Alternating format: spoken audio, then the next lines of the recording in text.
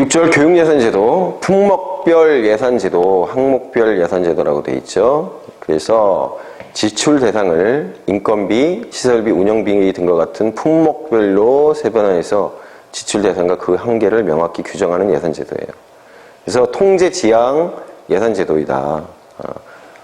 세부적으로 쫙 정해져 있는 거예요. 연필, 볼펜, 공채, 그렇게 품목별로 예산을 갖다가 정해놓는 겁니다. 지출의 대상을 명확하게 세분화하여 엄격한 사전, 사후 통제가 가능하고 회계 책임을 분명하게 할 수 있다. 하지만 지나친 통제로 인하여 예상치 못한 사태에 신축성 있게 대응하기 어렵다. 세부적인 지출에 중점을 두기 때문에 정부 사업의 전체적인 계획을 파악하기 어렵다. 그렇죠. 볼펜 몇 개, 공책 몇 개, 뭐 그런 식으로 되는 거니까. 그 다음에 이제 성과주의 예산이에요.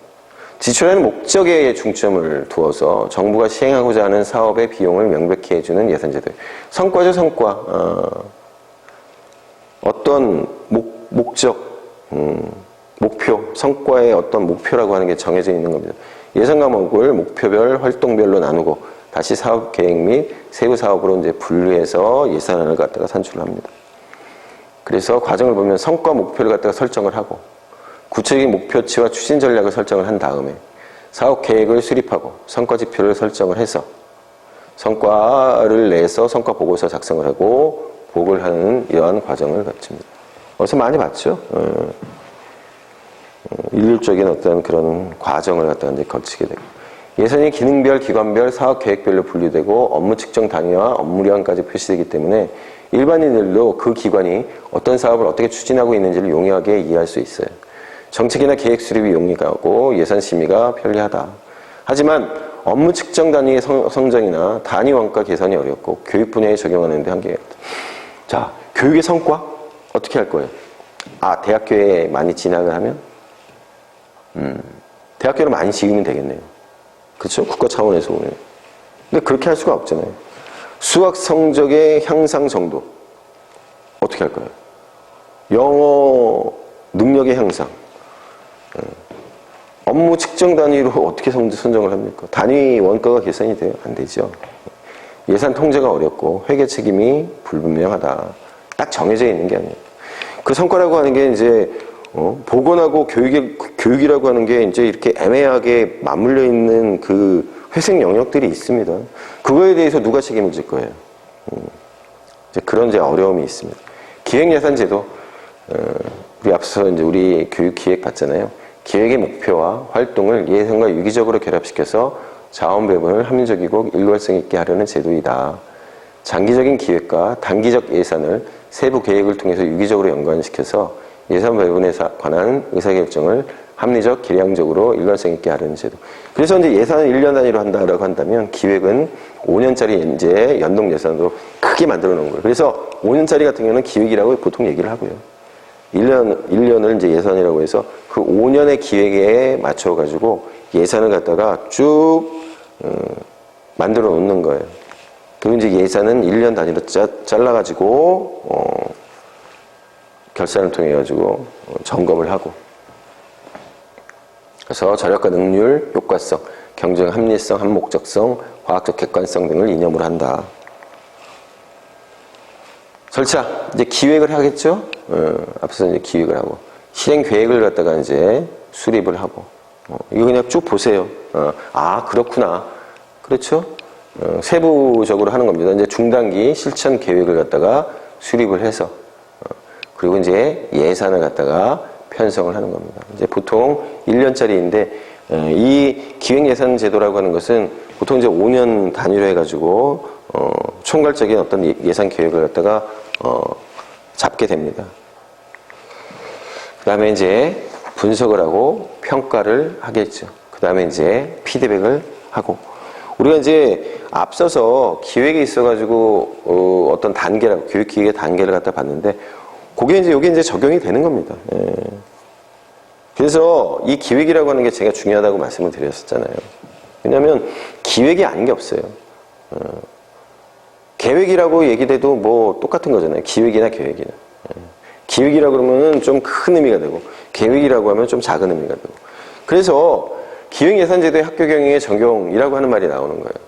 그래서 학교 교육의 이제 기본 계획을 갖다가 수립을 하고, 구체적인 교육 계획을 수립을 해서 최적의 프로그램을 선정을 하고, 추진 계획을 갖다가 프로그램에 따른 이제 추진 계획을 이제 또 수립을 해서 프로그램별로 예산 계획을 갖다가 수립을 해서,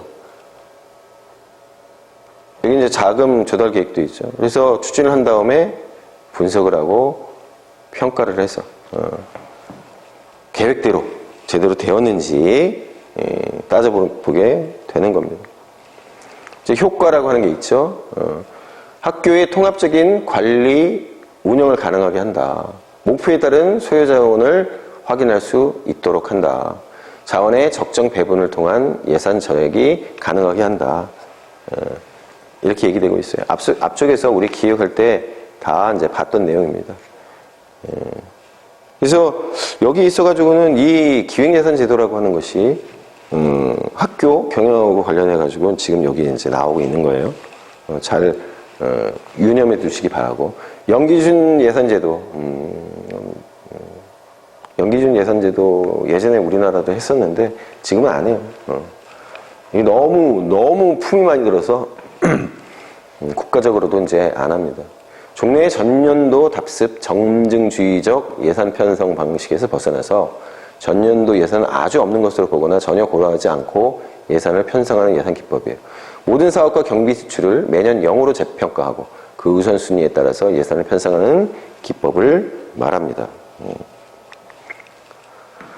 긍정적으로는 전 교직원의 적극적인 참여를 유도할 수 있고, 창의적이고 자발적인 사업 구상과 실행을 유도할 수 있고, 사업별 예산 계획을 합리적이고 효율적으로 수립할 수 있다. 이거는 좀 말이 안 돼요.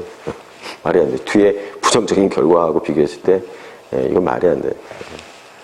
학교 경영 계획과 예산이 일치함으로써 학교장은 합리적이고 과학적으로 학교를 경영했을 때 이것도 말이 안 되고. 왜 그러냐면 어쨌든 그렇다라고는 알아두세요. 그렇다고는 알아두시고. 교원들에게 새로운 잡무를 부과하는 결과를 빚을 수 있다. 완전히 뒤집어 엎는 거잖아요. 제로 베이스에서 출발하는 거야. 그러니까 모든 것들을 갖다가 전부 다 새로 해야 됩니다. 교원들이 예산 업무에 정통해 있지 않기 때문에 사업 계획 자체가 많은 시행착오로, 바로 이거예요. 계획을 합리적이고 효율적으로 수립할 수 있다. 그렇게 못해요. 선생님들이 어떻게 그런 능력이 있습니까? 그럼 배워야지. 이걸 갖다 배워야 될 거 아닙니까? 교육 재정과 관련된, 교육 예산과 관련된. 그거 언제 배우고 있습니까? 애들 가르치고, 애들 생활지도 하는 것도 바빠 죽겠는데. 잘못된 의사결정으로 비용 및 인원 절감에 실패한 거 그래요. 근데 무슨 놈의 계획적이고, 무슨 합리적이고 효율적이에요. 불가능합니다. 어쨌든 그렇다라고 나온다라는 정도만 여러분들이 알아두십시오. 그 다음에 이제 학교 경영이에요. 단위학교가 학교장을 중심으로 주체적이고 자율적으로 그 목적을 수립하고 수립된 목적을 달성하기 위하여 인적, 물적, 재정적 자원을 확보하여 효율적으로 활용하고 평가하는 일련의 활동이다. 이제 왜 이제 경영이라고 하는 것이 중요해졌느냐? 학교장을 중심으로 교사들의 능동적이고 주체적인 활동을 통해 단위학교의 특성을 살려 교육 목표를 효율적으로 달성하고자 하는 의도를 담고 있다. 그래서 학교 경영, 교장 선생님도 예전과 같은 꼰대가 아니라 현대적 의미의 CEO 역할이 강조가 되고 있는 겁니다. 정말 그렇게 되면 얼마나 좋겠어요. 여건이 받쳐주지 않습니다. 여건이 쉽지가 않아요. 학교 경영계획. 주체가 단위학교가 되고 계획 주기는 1년으로 하는 단기 교육계획으로 학교 교육 활동 전 부문을 포괄하는 종합적인 교육계획을 얘기합니다. 그래서 이제 수립 절차를 보면, 문제 규명, 교육 요구가 무엇이고, 우리의 여건이 어떻게 되고, 그래서 목표, 지역사회 실태, 여건, 이런 것들을 갖다가 이제 분석을 해서 규명을 하고, 목표하고 이제 방침을 갖다가 이제 설정을 하겠죠.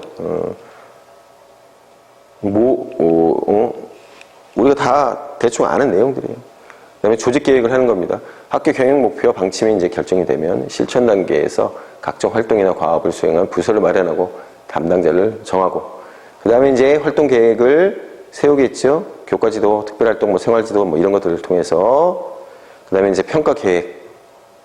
학교 경영 계획에서 설정된 목표들이 달성될 수 있도록 모든 측의 하위 요소가 적절하게 투입되고 이의 상호작용으로 그 산출을 극대화할 수 있는지를 검토하는 계획이 이제 평가 계획. 이렇게 이제 학교 경영 계획을 갖다가 이제 세운다. 잘 세워야 되겠죠? 그러면서 이제 단위학교 책임 경영제라고 하는 얘기가 나와요. 학교의 운영권을 단위학교에 대폭 위임하여 학교를 자율적으로 운영할 수 있도록 하는 것이다. 그래서 상급 교육 행정기관이 가지고 있던 교육과정 운영, 인사 및 재정상의 권한을 단위학교 운영 주체에게 위임해서 단위학교의 자율성과 책임성을 강조하는 것입니다. 왜 실시하느냐? 학교 실정에 맞는 교육을 실시하겠다. 그래서 단위학교 실정에 맞는 교육을 실시해서 수요자 중심의 교육을 이루고자 하는 데 있다. 교육 자체를 실현하고 교육의 효율성을 증진하고 뭔가 좋은 말들이 다 나오네요. 단위학교 책임 경영제를 갖다 실시하면 이렇게 되나요? 선생님들 또는 교장 선생님, 교감 선생님들한테 그만큼의 권한을 주나요? 그만큼 어떤 교육을 갖다가 시켜주나요? 그래서 단위학교 책임제 정책을 위한 방안, 그래서 학교 운영위원회 설치, 학교 운영위원회라고 하는 게 단위학교 책임 경영제를 제대로 뒷받침하는 것이 되면 좋겠지만 그렇게 되고 있는지에 대해서는 저는 회의적이에요. 물론 이제 지역사회위원들, 전문성이 있는 그런 분들이 이제 참여를 해서 또 학부모 가운데서 그런 분들이 참여를 해서 하면 좋겠지만 그렇게 뭐 권한이 막강하거나 그러지 않습니다. 학교 운영위원회 위원들이 그다음에 이제 초빙 교장 제도라고 하는 것도 이제 도입을 하고 도급경비제 요것도 이제 책임 경영제를 위한 방안이다. 이거는 조금 그래도 의미가 있긴 해요. 근데 뭐 돈이 엄청나게 이 도급 경비로 엄청나게 많은 돈이 뭐 이렇게 배정되고 그러지는 않으니까. 그다음에 학교 회계를 갖다 도입한 것도 이제 책임 경영제다. 근데 이거는 너무 당연한 거 아닌가요? 그동안 너무 어렵고 분산되어 있고 장부도 그냥 몇 개씩 돼가지고 까다롭고 뭐 하나 이렇게 하려고 하면 사무실 12번은 더 그냥 들락날락 해야 되고 그랬던 것들을 갖다 간소화시킨 건데. 그래서 이제 3절로 가서 이제 학급 경영입니다. 이제 조금 전에는 이제 좀 큰 단위였다면 학급 경영 이제 여러 가지. 질서 유지로서 학급 경영. 그러니까 학교는 학급에서 발생하는 문제 행동을 다루는 훈육, 학생 문제 행동을 예방하고 선도하는 생활지도, 그런 관점에서 보는 게 이제 질서 유지. 그 다음에 이제 조건 정비. 서비스죠? 우리가 이제 조건 정비론이라고 하는 거 봤잖아요. 학급 경영을 수업을 위한 학습 환경을 조성하는 일로 이제 보는 거죠. 교육 경영. 학급 경영을 경영학적 관점에서 교육 조직을 경영한다는 차원으로 보는 입장. 그래서 교육 운영의 활동적이고 역동적인 측면을 기술할 수 있다는 점 때문에 최근에 주도적인 입장. 글쎄요, 저도 뭐 그런 어떤 일종의 신자유주의적인 관점이라고 하는 게, 그러니까 교육이라고 하는 것도 수요자 중심이 돼야 되고 서비스 정신이 가미돼야 된다라고 하는 측면에 있어가지고 저도 신자유주의라고 하는 것을 무조건적으로 비판하는 것에 대해서는 반대하는 입장이지만, 그런데 과연 학급 경영이라고 하는 것을 굳이 또 경영이라고 하는 얘기까지 거창에 붙여가지고 그렇게 해야 되는 건지는 저는 잘 모르겠습니다, 사실. 그럴 만한 어떤 여건이 되면 좋잖아요. 됩니까? 특히나 중등학교는 불가능합니다. 중등학교는 불가능해요. 그래서 학급 경영 영역 보면 교과 지도 영역이 있고, 특별활동 지도 영역, 생활 지도 영역, 시설 환경 관리 영역, 가정 및 지역사회 관계 관리 영역, 사무 관리 영역. 아니, 그냥 기존에 해왔던 거에다가 경영자 붙어가지고 그 영역 어쩌고저쩌고 이렇게 해놓으면 그게 무슨 경영이에요. 이제 계획 수립 해가지고 여기는 이제 나오죠. 그래서 여기 이제 쭉 과정이 여기 나옵니다. 학급 경영의 목표 및 방침을 결정을 하고, 필요한 기초 자료를 수집을 하고, 필요한 조직을 구성을 하고 학급 환경의 구성에 계획을 하고 학생 지도 계획에 구체적인 수립을 하고 이야 다 여러분들이 다 저 문서로 만들어야 되는 것들이에요. 학급 경영의 평가 계획을 하고 학급 경영을 작성을 하고 여러분들 학교 가셔서 열심히 하십시오. 아이고 이거 다 우리가 흔히 얘기하는 법문 용례예요. 레드테이프예요. 아이고 선생님들한테 참 여건을 좀 만들어 주십시오. 정말 이렇게 할 수 있는 여건을 좀 제대로 좀 만들어 주세요. 전부 다 선생님들을 갖다 힘들게 만드는 겁니다. 근데 어쨌든 이렇게 된다라고 하는 것들은 기억을 해주세요. 제가 구체적인 내용을 갖다가 굳이 할 필요가 없는 게 여러분들이 다 하고 있는 내용들이에요. 다 하고 있는 내용들이고 여러분들이 학교 가시면 여러 가지로 쪼임 당하면서 문서로 만들어내고 뭐 하고 해야 되는 것들이에요. 거기에 이제 경영이라는 얘기까지 붙어가지고 또 뭔가를 갖다 요구하는 거는 그건 말도 안 된다고 봅니다. 쓸데없는 짓이고. 학급 경영의 평가. 이제 의의는 뭐냐면 학급 경영의 발전과 개선, 학급 담임 교사의 성장을 위해서 꼭 필요한 활동이다. 그럴까? 평가 결과는 다음 달이나 다음 학기, 다음 학년의 계획을 수립하는 자료로 활용한다. 좀 제대로 된 정말 이제 평가가 이루어지고 정말 선생님들한테 도움이 된다라고 한다면 저는 반대할 이유는 없어요. 근데 그런지에 대해서는 저는 회의적이기 때문에 그랬습니다. 그래서 학급 경영평가의 주체는 학급 담임평가 자신이 이제 평가자가 되는 것이 이제 일반적인 경우인데 학교장이 직접 평가하는 경우도 있고 아우 싫어. 학교장이 평가하는 경우에 학급 담임 교사의 능력을 평가하고 지도 조언하기 위한 자료로 활용된다. 가장 중요한 것은 학급 담임교사 자신이다. 또 이렇게 말을 갖다가 뭉치네요. 학급 평가의 영역은 학급 경영 계획, 학습 지도, 생활 지도, 환경 구성, 교사 활동 등으로 구분할 수 있다. 자, 그래서 학교 경영 기법이라고 하는 게 나옵니다. 그렇죠? 목표 관리 기법, MBO. 그러니까 이제 이런 것들을 갖다가 마구잡이로 지금 학교 경영기법이라 해가지고 막 제시를 했는데 글쎄요, 이 MBO라고 하는 것이 기본적으로 일정 규모의 회사. 제가 참 좋아하는 분이 이 피터 드러커거든요. 진짜 철학자예요.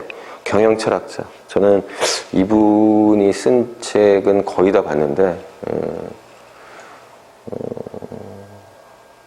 그런 어떤 거시적인 관점이라든지 또 굉장히 구체적인 어떤 전략적인 뭐 이런 측면들도 굉장히 강조를 하면서 굉장히 설득력도 있고. 그런데 이 MBO 같은 경우에는 굉장히 규모가 큰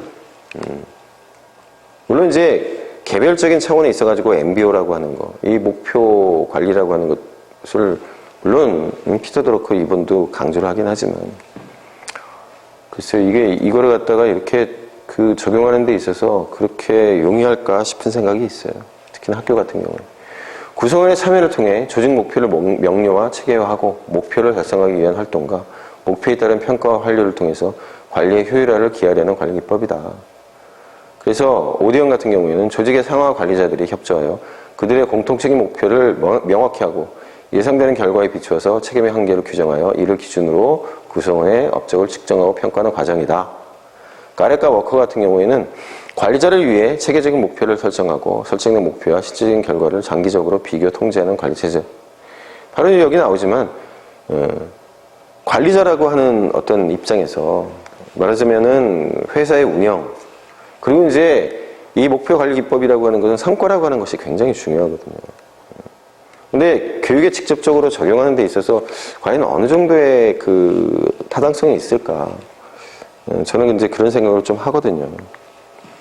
그래서 목표 관리의 이제 과정을 보면 조직 목표를 설정하고 구성원의 역할을 갖다가 이제 규정을 합니다. 미래를 예측을 하고, 그다음에 구체적인 목표를 갖다가 이제 설정을 한 다음에 그리고 이제 목표, 성취 계획표를 작성을 하고, 일정표를 작성을 하고, 자원 배분을 하고, 성과 평가 기준을 갖다가 설정을 해서 성과를 측정하고 평가를 하고, 행동 계획을 수정을 하고, 그 다음에 목표 달성과 관련된 결과를 보고하고 차기 목표에 이제 반영한다. 그런 거죠. 목표 달성 이후에 그렇게 합니다. 근데 이제 여기에 나오는 내용들을 보면 전형적인 회사에 적용되는 방식이에요. 그렇죠. 전형적인. 어쨌든 그렇다라고 하는 것만 여러분들이 이제 기억을 해 두시고, 그래서 이제 학교 경영과 관련된 목표 관리 기법의 특징 얘기하는데, 교육 목표 설정에 교직원의 이제 공동 참여. 그렇지, 가능할 수 있어요. 목표 달성을 위한 각자의 책임 영역의 명료화와 합의. 각자의 책임 영역이라고 하는 게 뭡니까? 자기가 맡은 학급 잘 가르치면 되고, 자기가 맡은 교과 영역, 연구 열심히 해서 가르치고, 평가해주고. 그러니까, 단순히 그냥 이걸 갖다가 우리 캄프라치라고 그러잖아요. 단순히 그냥 접합을 시킨 거예요. 좀 더, 이런 부분에 대한 세밀한 연구들이, 후속적인 연구들이 있어야 되는데, 그렇지 않고, 그냥. 그러는 거 아니야? 뭐, 이 정도로 지금 가는 거죠. 교직원 각자의 자기 통제를 통한 목표에 도달. 공동 작업에 의한 목표 실현 노력과 성과의 평가 및 보상을 해주고, 그 다음에 목표에 의한 예산. 그래서 목표별 또는 목표 달성을 위한 관련 프로그램별로 예상되는 사업 비용을 배분을 해준다.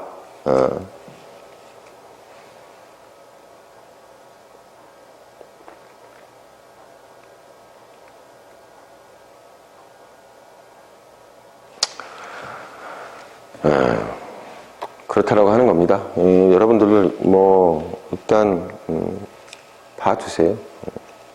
제가 볼 때는 모르겠습니다. 이게 학교 경영 관련된 뭐 특징 이러니까는 또 문제를 낼 수 있겠죠. 하지만 그렇게 썩 뭔가 이렇게 마음에 드는 그런 내용은 아니에요. 하여튼 요거는 또 기회가 되면 우리가 또 살펴볼 겁니다. 학교하고 관련 지어가지고 얘기가 되니까. 절차를 보면 학교 경영 목표와 경영 방식을 설정을 하고, 조직의 정비, 과업과 책임 분담을 하고, 교직원의 구체적인 자기 목표를 설정하고, 세부 목표의 점검 및 목표 달성을 위한 자기 통제, 그 다음에 교육 성과 정리 및 평가, 성과 및 문제에 대한 자기 반성 및 보고, 종합 정리 및 평가, 완료를 하고, 목표 달성도에 따른 시상과 격려를 한다. 이렇게 이제 되어 있어요. 효과. 교육의 효율성을 제고시킨다. 교직원의 참여의식을 고양한다. 요 얘기가 계속 나오죠. 교직원의 참여의식을 갖다 고양시킨다. 의사소통의 활성화, 역할갈등의 해소를 도모할 수 있고, 학교의 관료화를 방지한다. 이렇게 되어 있어요. 근데 이제 한계 보면 장기적이고 전인적인 목표에 이제 부적합하다.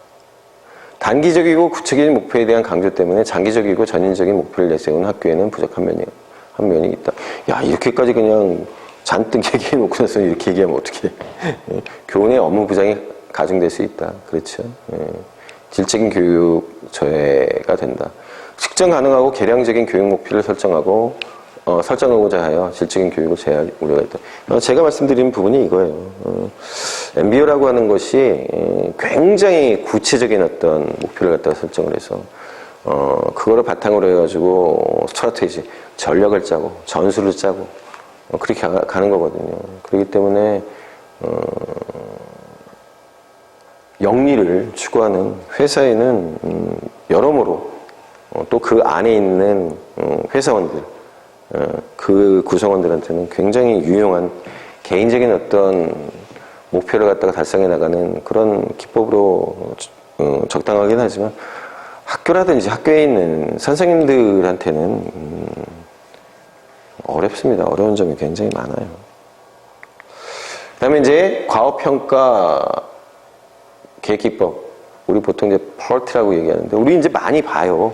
이 펄트라고 하는 게 뭐냐면, 이제 나오지만, 이런 차트 같은 거 이제 이렇게 만들어가지고, 여러분들 학교 가면은 교무실에 다 있습니다, 이런 것들이. 지금 학교 무슨 지원실로 요새는 부르던데. 그래가지고 여기 이제 분류를 해서, 이런 식으로 해서, 여기 이제 기간 뭐 이렇게 돼 있고, 여기에 따라 가지고 세부적으로 어떤 수행해야 되는 과업들, 그리고 요 칸에는 각각의 이제 활동들이, 이쪽에 이제 이원 분류표 비슷한데 그거하고는 좀 다르죠. 여기 보는 것처럼 과업의 상호 관련성과 진행 과정은 시간 관계에 따라서 선망으로 이제 구성해서 나타나는 선망 관리 기법이에요. 그러니까 기간이 나오고, 거기에 따른 이제 과업이 나오고, 거기에 따른 기본적인 이제 수행, 활동 이런 것들이 나오고, 사업 수행에 필요한 세부 과업들을 활동과 수행 단계로 세분하고, 이를 선후관계와 인과관계를 따져서 과업 추진 공정을 수립하고 이를 도표한 검식, 과업을 추진 공정에 따라서 순차적으로 수행하고 관리할 수 있도록 해주는 합리적인 관리 기법이다. 근데 특징을 보면 작업을 이제 질서정연하게 관리할 수 있도록 해주고, 과업을 추진 공정에 따라 순차적으로 수행할 수 있도록 자원과 예산 배분을 체계화해 줍니다. 과업의 진전 상황을 쉽게 파악할 수 있고, 시간에 맞추어서 과업을 할 수 있게 이제 해줍니다. 절차를 보면 활동과 단계, 이쪽이 이제 활동이 되고요. 보통이 그렇습니다. 이쪽에 이제 단계가 되고, 이쪽에 활동이 되고, 요 반대로 될 수 있어요. 저는 이제 이렇게 기니까는 옆쪽으로 쭉 해가지고, 요쪽에 단계가 되고, 요쪽에 활동이 될 수 있어요. 보통 이제 겐트 차트라고 해서, 보통 이제 그 겐트 차트를 많이 쓰는데, 플로우 차트, 이게 플로우 차트죠? 이게 이제 플로우 차트예요. 작성을 하고, 각 작업 활동의 시간과 전체 과제의 수행 시간을 갖다가 이제 산출을 합니다.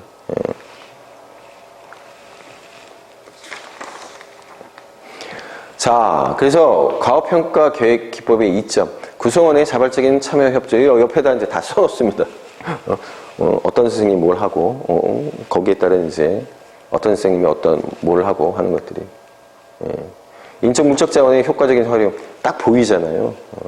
상황 변화에 이제 대처할 수 있고, 계획의 체계적인 수립이 가능합니다. 이게 이제 제일 중요한 측면이 되겠죠. 그 다음에 총체적 질관리, TQM. 이 경영기법에 이제 여러 가지 것이 다 들어옵니다. TQM. 1950년대 일본에서 활동하던 이제 데밍에 의해서 총체적 품질관리, TQC라고 하는 거.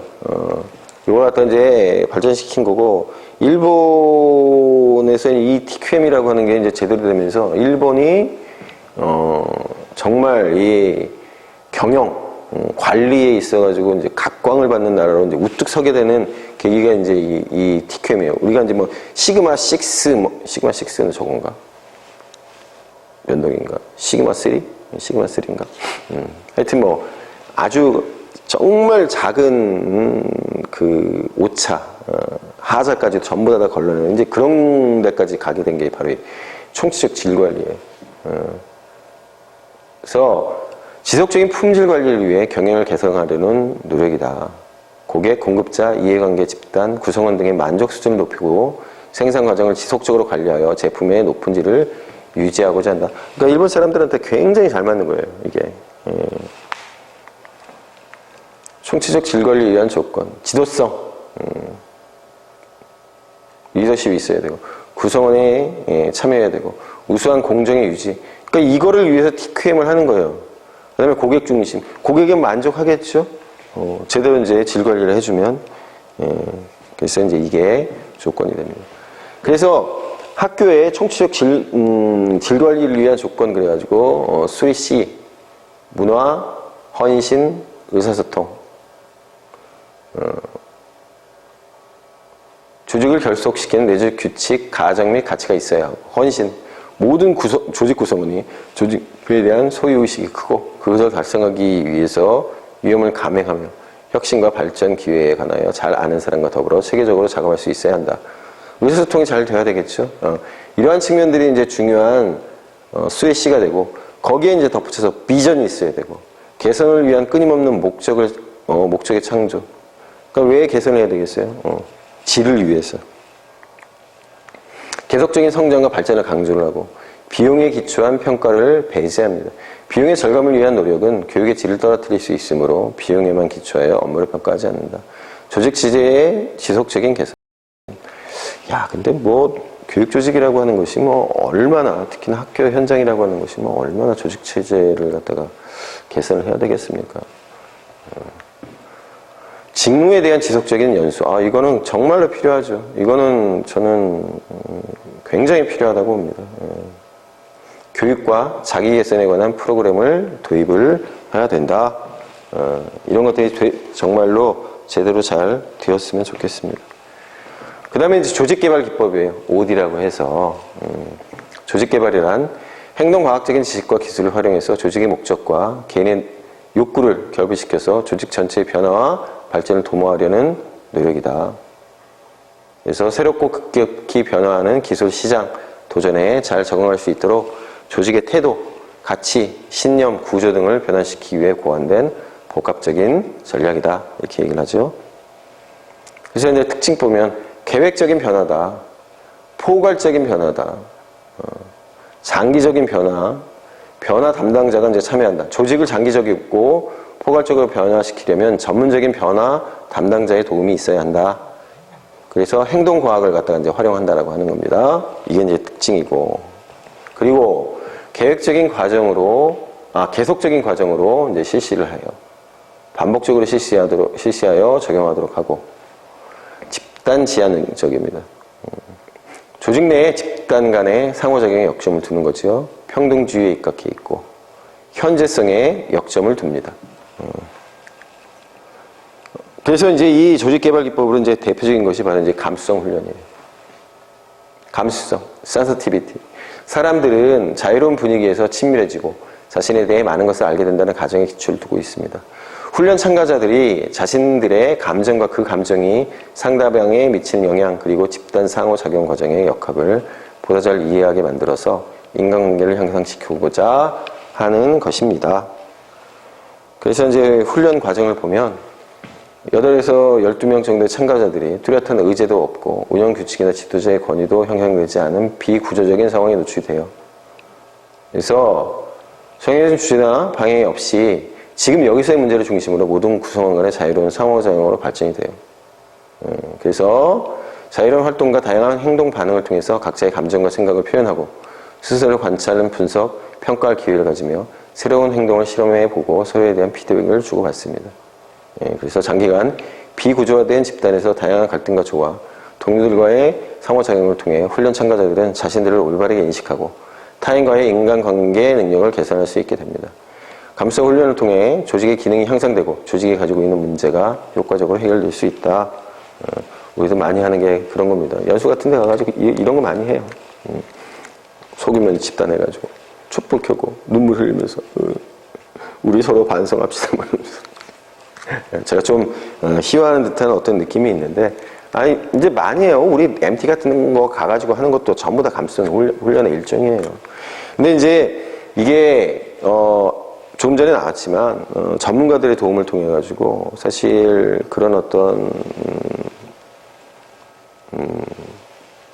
여러 가지 상황들에 대해서 잘 구조화되지 않고 뭐 그렇게 한다라고 하지만 전문가들은 그런 것들을 갖다가 구조할 필요가 있는 거예요. 정보 관리 체계입니다. 개념. 의사결정에 대한 이제 정보를 갖다가 이제 제공을 해주는 거죠. 두 번째로 정보의 효율적인 관리 체제입니다. 그래서 관련된 경영 정보나 회계 자료 등을 수집, 처리, 보관, 평가하는 종합적인 정보 관리의 이제 체계입니다. 그다음에 행정 관리의 고도화의 요구에 부응하는 체제예요. 사무량이 증가하고 사무 처리의 신속화, 행정 관리의 고도화 요구에 부응하는 이제 정보 체계입니다. 그래서 이제 절차를 보면 첫 번째로 이제 목적과 목표를 갖다 이제 분석을 하고 의사결정 목록을 갖다 개발을 하고 필요한 정보를 갖다 분석한 다음에 자료 수집 체제를 갖다가 구안을 해서 소프트웨어를 개발을 하고 하드웨어 요구 조건의 설계, 이런 과정을 거쳐서 정보 관리 체제를 갖다가 이제 설계를 하게 됩니다. 그 다음에 이제 학교 경영에 적용 이렇게 되어 있는데, 효율적인 학교 관리, 그렇죠? 정보화를 하게 되면 학교 관리를 갖다 보다 효과적으로 할 수 있고, 학교 경영에 이제 도움이 된다. 경비 분석, 교사, 부담 분석, 학생의 성향 분석, 성적 사정 등을 기초로 학교 경영 목표의 우선순위를 결정을 하고, 인사관리, 진학사정, 사업별 재정 및 인력 수요 판단 등에 대한 유용한 정보를 제공해 준다. 이렇게 되어 있습니다. 자, 아이는 모든 교육의 중심이다. 프란시스 파커가 얘기를 했습니다. 이렇게 해서 제가 1000페이지에 이르는 책을 쓴 제 명교육학을 가지고 이 대장정을 마치게 되었습니다. 사실은 이제 여러 가지 악조건 속에서 이 강의를 갖다가 진행을 했어요. 제가 이제 중간에도 말씀드렸지만 여기는 정식의 그런 어떤 강의를 위해서 만들어진 공간이 아닙니다. 여기는 춤추기 위해서 만들어진 공간이기 때문에 층고가 높아서 목소리가 너무 많이 울리고요. 사실은 이 목소리 자체가 집중이 되지 않고, 저도 나름 목소리가 그렇게 나쁜 목소리라는 생각을 하지는 않았지만, 제가 이제 동영상을 편집하고 하다 보니까 목소리가 제가 기대했던 그런 목소리로 나오지 않아서 아쉬운 점이 이제 없지 않아 있고, 그리고 뭐 촬영하는 기기 자체도 그렇게 뛰어난 기기가 아니기 때문에 못생긴 얼굴을 좀 이렇게 좀 어떻게 좀 잘 이렇게 담아 주지 못하고 더 못생기게 이제 나오게 되고 얼굴도 더 시커멓게 나오고 뭐 그렇습니다. 조명이 안 돼 있으니까 뭐 어쩔 수가 없죠. 이러저러한 어떤 악조건, 또 이거 제가 이제 촬영도 제가 혼자 해야 되고요. 여기 이제 뭐 아무도 없잖아요. 아무도 없는 상황에서 이렇게 이제 그 강의를 갖다가 이렇게 끌어간다라고 하는 거에 대해서 반신반의하는 사람들이 아주 많았습니다. 진짜 100명 가운데서 한 102명 정도 할 수 있겠어 그랬어요. 근데 어쨌든 기필코 제가 해냈고, 사실 학생들이 좀 있고, 그리고 여러 가지 조건들이 갖춰져 있었다라고 한다면 조금은 더 능동적이고 효과적인 어떤 강의가 됐을 거라고 저는 생각을 합니다. 판서할 수 있는 여건도 이제 되지 않았기 때문에 이 판서할 수 있는 이것마저도 제가 만들었고, 좀 더 많은 판서를 통해서 여러분들한테 좀 더 유용한 어떤 강의가 되었으면 더 좋았을 뻔했는데 그렇게 못했습니다. 너무너무 안타까운 일이고, 어쨌든 인내와 절제를 배울 수 있었던 시간이었던 것 같고, 또 중용과 균형의 미덕이라고 하는 것이 무엇인가에 대해서도 깨닫는 계기가 됐고, 그랬습니다. 마지막 부분에 이제 제가 이제 이 교육 행정을 갖다가 하면서 조금 진도를 빼는 위주로 이제 쭉 진행을 했었는데, 좀 그렇게 될 수밖에 없는 점이 없잖아 있었어요. 왜냐하면 우리 선생님들한테 그렇게 어울리는 부분도 아니고, 특히 뒤에 있어갖고 재정도 그렇고 여기 이제 뭐 경영과 관련된 부분도 그렇고, 그래서 조금 신속하게 진도를 갖다가 이제 이렇게 빼서 마무리를 하게 됐습니다. 그런 점이 있어가지고 조금 이제 부족한 점을 느끼시더라도 이 부분은 제가 이제 또 따로 제 나름의 또 심화를 또 할 겁니다. 오늘 이 수업을 끝으로 이제 동영상을 더 찍지 않는다거나 그런 건 이제 아니기 때문에 그렇게 해서 좀 진행을 할 거고요.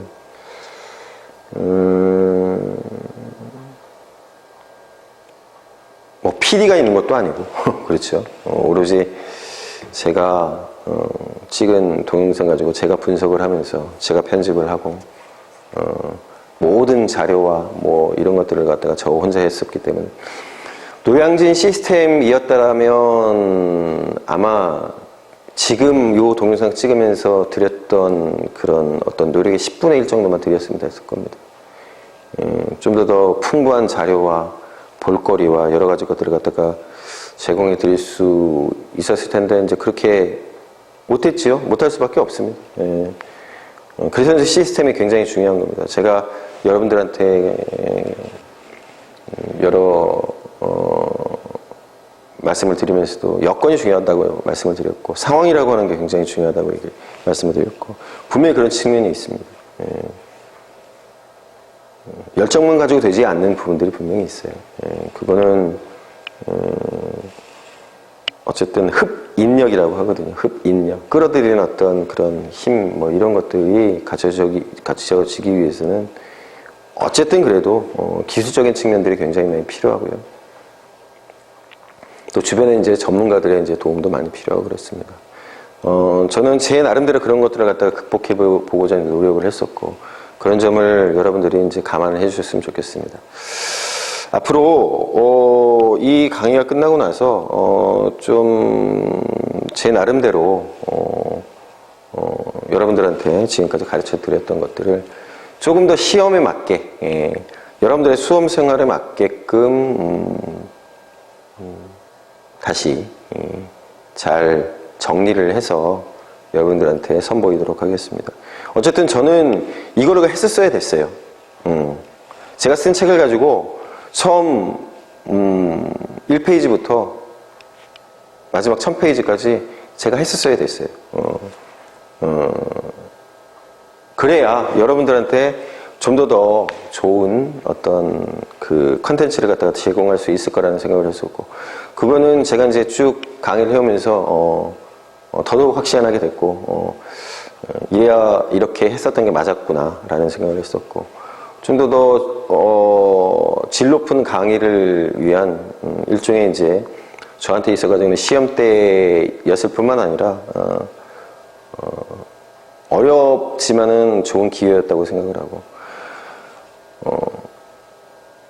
최고의 품질을 갖다가 만들어내지는 못했지만 최선을 나름의 최선을 다했던 그런 어떤 과정이었다라고 하는 걸 감히 말씀드리고 싶고, 저도 저에 대해서 굉장히 대견함을 느낍니다 지금.